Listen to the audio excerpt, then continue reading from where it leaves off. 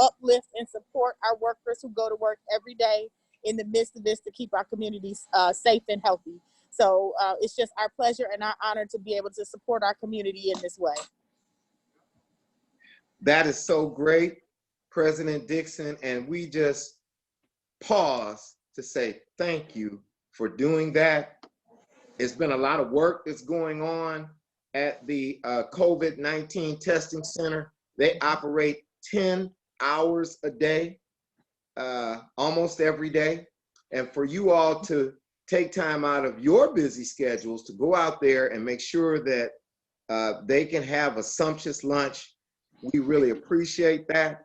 I know that you have some hungry workers waiting for you and you have to leave the call. So I really just want to take this time on behalf of Council President Brenda Jones and 700,000 residents of the city of Detroit to thank you so much. It is our absolute pleasure. Service is the rent we pay for our space here on earth. We are glad to do it.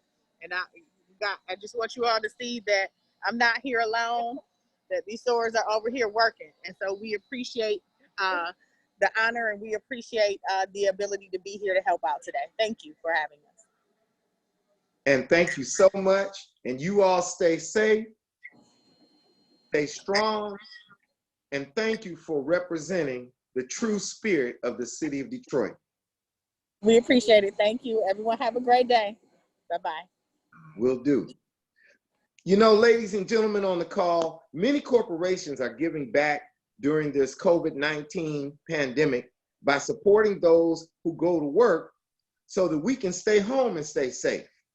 Our first responders and healthcare professionals around the country are working, and sometimes they don't have time or even feel like cooking when they get home. So one of our great corporate partners, McDonald's, has recently announced the Thank You Meal, which is a free meal for healthcare workers and first responders all the way through May 5th. And it was inspired by McDonald's franchisees who've been going above and beyond to support their local communities through this trying time. Representing McDonald's today from around the country is Detroit's own Joni Thrower Davis. The Thrower family has 6 McDonald's in the metropolitan Detroit area and 14 total in the state of Michigan. And like our previous honorees, Jim and Marla Thrower and their family are no strangers to giving back to our community. Ms. Thrower, please tell us why these thank you meals are so important. Well, thank you. And first of all, we just hope that this is a small token of gratitude offers a simple feel-good moment to the men and women keeping us all safe during this times. And so for us, it is so important that, you know, our first responders, our healthcare workers, that they have one less thing to worry about when they are putting their lives on the line every day. Not to mention, we cannot do this without the support of our staff. And we have some amazing and resilient, dependable staff within the Detroit community and the communities across the US that are really the heart and soul of our organizations and helping us to serve the first responders and healthcare workers. So if I could, I just want to read to you guys, we have a thank you note that we are putting in every thank you meal. And so what it says is, dear first responders and healthcare workers, thank you for being you, courageous you, selfless you, brave you. Please accept this thank you meal as a small token of our appreciation. You are the heroes working to bring a better tomorrow. For that, we are grateful. So this is just a small token, once again, of what we can do to hopefully brighten the day. Wow. Thank you so much, Joni. I'm very touched by what you all are doing, because very true.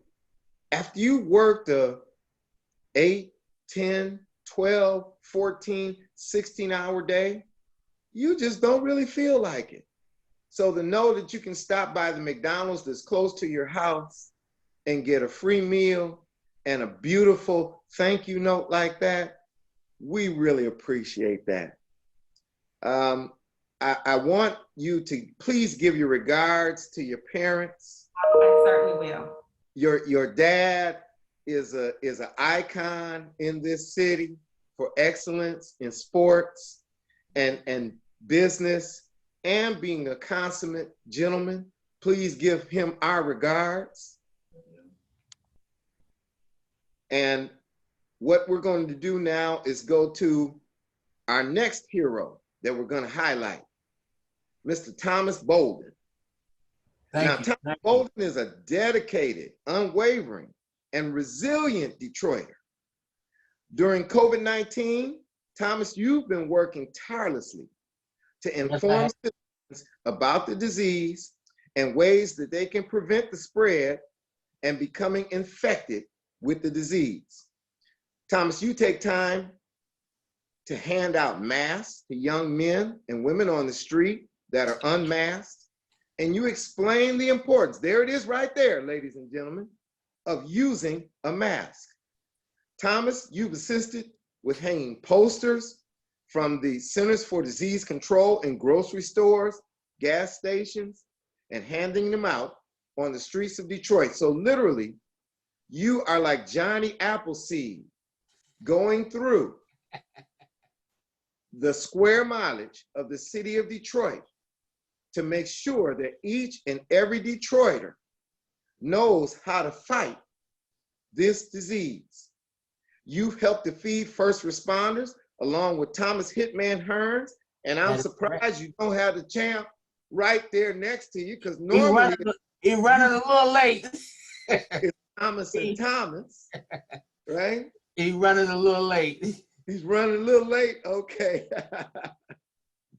But you helped to feed the first responders at hospitals in our area with food provided by Lely's Restaurant.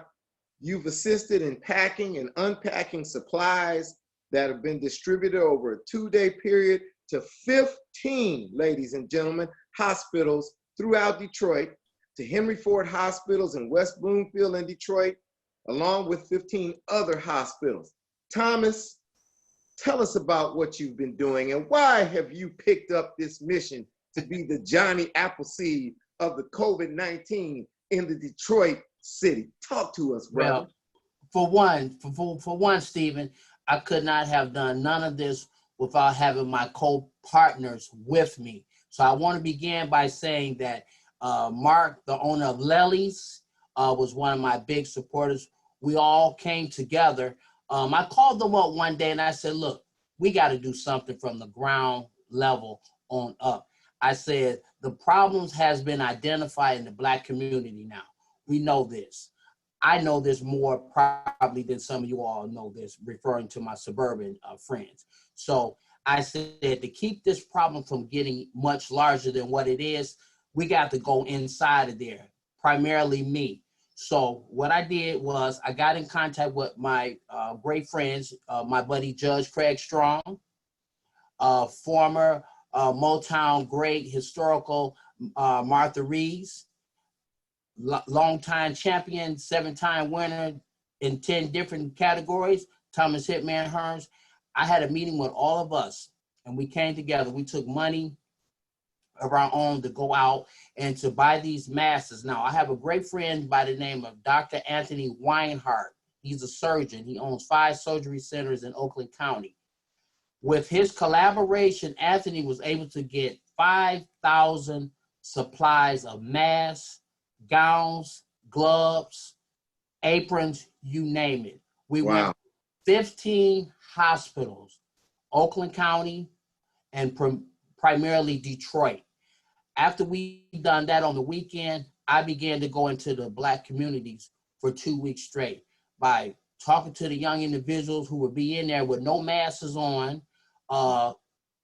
telling them about, are you aware of what's going on? Do you understand? I said, do you know why that gentleman has a mask on over there? I said, this is not a fashion trend.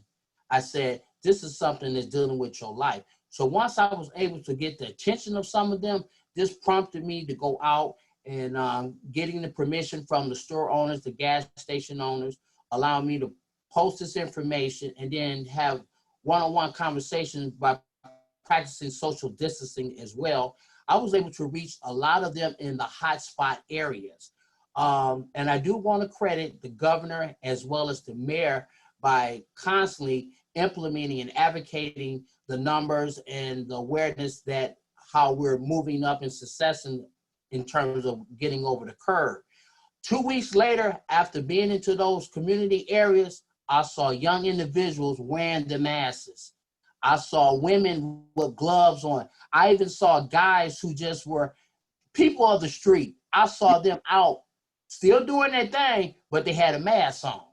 And I would go by and I had a blowhorn on one of my buddies' flatbed and we rolled by and we were saluting them. And every time one came up, we passed some food out and we gave them a mask. So I was able to relate to them and reach them from a different way for not fearing me, like as if, you know, because most people in the community, they're very reluctant to sign anything, to come up, because everybody is always on the heightened alert that they've done something wrong.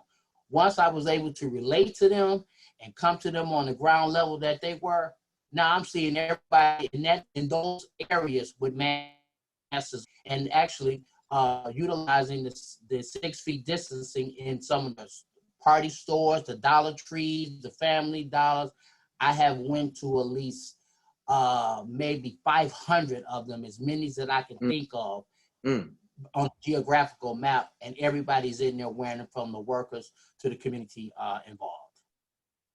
Thomas, that's some great work, man. We really appreciate that because our residents of the city of Detroit, the only way that we can stop this virus is to raise awareness and for people to know the right things to do. So by you going out into the streets and highways and byways, being that Johnny Appleseed, brother, and as much as I know about you, Thomas, I know this. You know a lot, Steve. Our citizens with a level of love and respect, which makes them accept the mask and the personal protective equipment much easier. Sometimes people can be a little resentful and you know, who's this person coming talking to me? That is true, Steve. But with your demeanor, there we are right there. Oh, okay. Oh, look. Looks like Stacy is getting me ready for my next person. Somebody in the full body armor. Right. Thomas, I'll tell you who this is. Okay. This is registered nurse Rochelle Williams of Providence Southfield Hospital. She got off at 8 a.m. this morning and she's not able to join us. But during this pandemic, she's been wearing many hats. She's a registered nurse at Providence Ascension Hospital in Southfield. And she's a mother of 5 girls, and she's also a wife. She makes sure that her home is taken care of, along with working overtime as a nurse, nursing COVID-19 patients and urgent care patients. She maintains her loving spirit, her positive attitude, compassion, and enthusiasm daily. Rochelle takes time to take care of seniors in our community. She drives an hour away from home daily to administer medication to a beloved senior that is not able to properly self-medicate.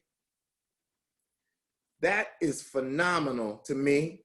And Rochelle, we know that you're not here, but we're going to give you an air applause for your efforts and for your work.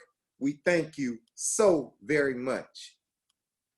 And Stacy, you can return me to our chat. Thank you.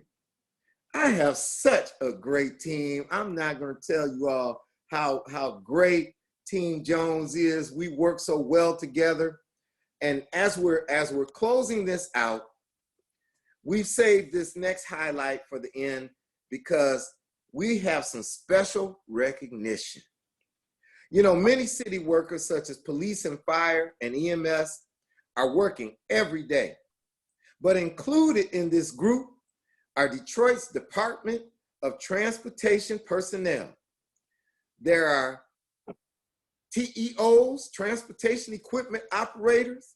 There are CSAs, mechanics, operations, 214 employees. There are maintenance, 312 employees. And there's leadership as well, as we have our DDOT director. I'm taking the interim off because as long as you're here, you're the director today, yes. Angelica. But our DDOT driver, Mr. Jason Hargrove, lost his life to COVID-19. And you know, others are risking their lives daily while driving, cleaning, maintaining the buses, and trying to minister to Detroit residents who have to utilize the bus to get to and fro to their important and essential assignments as well. I know that you have masks that are on the bus that you try to distribute to riders as well. And representing all of those workers today is our hero, Mr. Eric Colts, a DDOT transportation equipment operator, TEO, better known as a bus driver. Yes. Mr. Colts, you, sir, are one of our heroes, and we would like to hear from you since you're representing your peers. Talk to us about what you're doing, brother. Well, thank you, Mr. Grady. On behalf of the 500 plus DDOT drivers, I just want to first and foremost say thank you. Thank you for putting us in this light due to this pandemic and in this situation. We are some of the most resilient people, and it goes to Miss Thrower's shirt. We are very resilient when it comes to what it is that we do out here. We are people that want to make this city work. We want to make this city move. We're at a point now where when we go to work, we know that we have to provide a service that's going to be a standard above the rest. We want to make sure that when these riders are getting on, they're safe, they're secure, and the only way that we can do that is by making sure that we're safe and secure first, by practicing the social distancing, by practicing our own cleaning methods with the bus, and making sure that we're wearing the proper PPEs. So as drivers, we're trying to do what we can to make sure that we're safe and trying to make sure that the city moves the way that it's supposed to move. Yes. Thank you so much, Mr. Colts. I mean, the job that you all do on a daily basis, you're that important link that helps some of our other essential employees get to and fro and where they need to be. And I know that you all personally have to deal with a variety of attitudes, of realities, of circumstances, but you all do it with such skill and professionalism and diplomacy. Yes. We appreciate and we applaud you. Thank you. Thank you. And I've got to say that I'm going to take a point of special privilege, as Madam President would do, to thank you, DDOT Director Angelica Jones. You've served for 3 years, and you've served with professionalism, and you have demonstrated excellent transit operational knowledge. I know you're leaving our city, and we wish you well, and we thank you for your years of dedicated service to the city of Detroit and its almost 700,000 citizens. You truly represent the spirit of Detroit. Would you like to say a few words? Absolutely, I do. It's just been an honor and a privilege for me to work in the capacity that I have for the city of Detroit. been an employee for 20 years. Work started with the city as an accountant, and then with the grace of God, elevated and appointed to director for 3 years under the administration of Mayor Michael Duggan. But however, was also deputy director under previous administrations. So transit is in my heart. It's a passion. But during this time of acknowledging our heroes, DDOT has really did a tremendous, phenomenal job going above and beyond to ensure that we're able to provide the transportation necessary for all of the city of Detroit and those who ride transit and need transit on a daily basis. Leaving the city at this time during the pandemic is, it's kind of hard, but however, there is another door that is being opened. Yes. And take those steps of opportunity that the Lord has opened up for me. So I will be leaving the city, going to another, Michigan as a whole, and another executive transit role, and just taking the expertise that I have in transit, the experiences that I did share with the city of Detroit and DDOT, to another area where I could be utilized and continue to develop in my career. Working with president, city council for these many years that I have, it has just been a tremendous support and a blessing. Just, some of the challenges that we face, and like you said, we're in budget season now, and allowing me to represent this department as long as I have in the capacities has just been an honor. It has been an honor that I, sometimes you think little old me who grew up in the center of this city, but it's just a blessing to be recognized by this honorable body and by the president. And as I leave DDOT, it's just an honor for me to thank everyone within the city administration, from the mayor to Hakeem, who I directly report to, the council body, to everyone that I serve within the department, from my leadership team to the drivers, mechanics, CSAs, and just building those relationships, because DDOT truly is a family. And we have had challenges, we have had blessing times, we have lost loved ones within our work family. Mr. Hargrove that you stated, we have multiple that was, impacted by COVID, if not being positive themselves, or loved ones being positive and/or unfortunately passed away. We have been going through, and it's just a tremendous blessing for these essential workers across this city, via city employees and the like, nurses, doctors, healthcare professionals, and those who serve in McDonald's and food as well. Just keeping our economy working.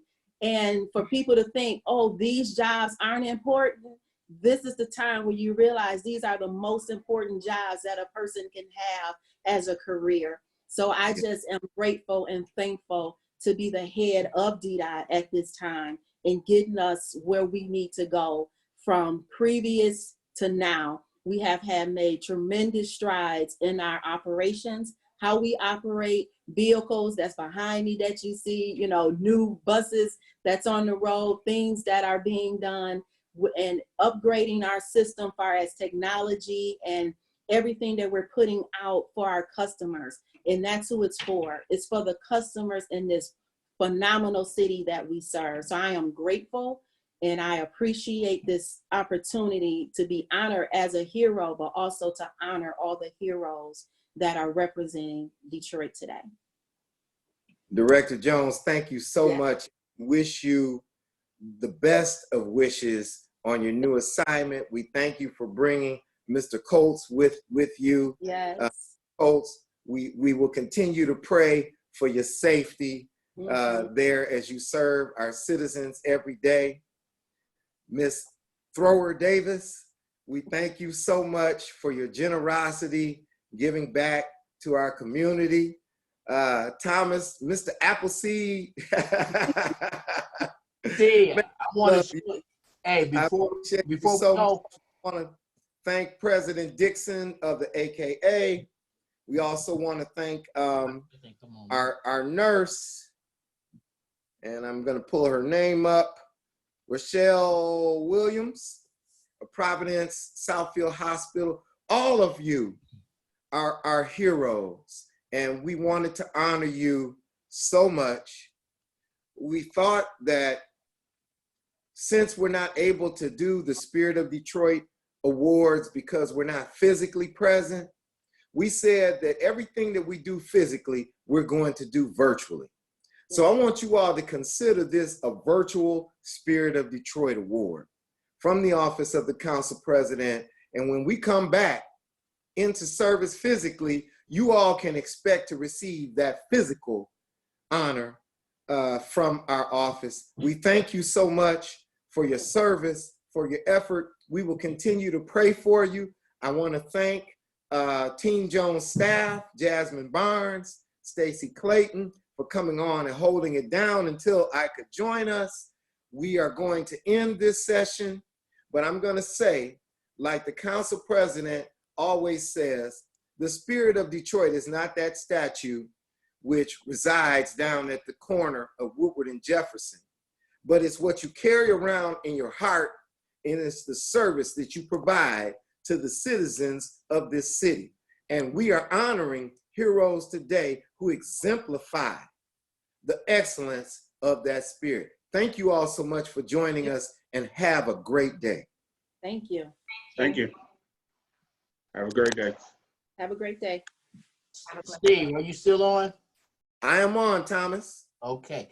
I just wanted to touch base. I do want to give. Hold on, Thomas. I want to make sure that we shut our recording down. Hold on one sec.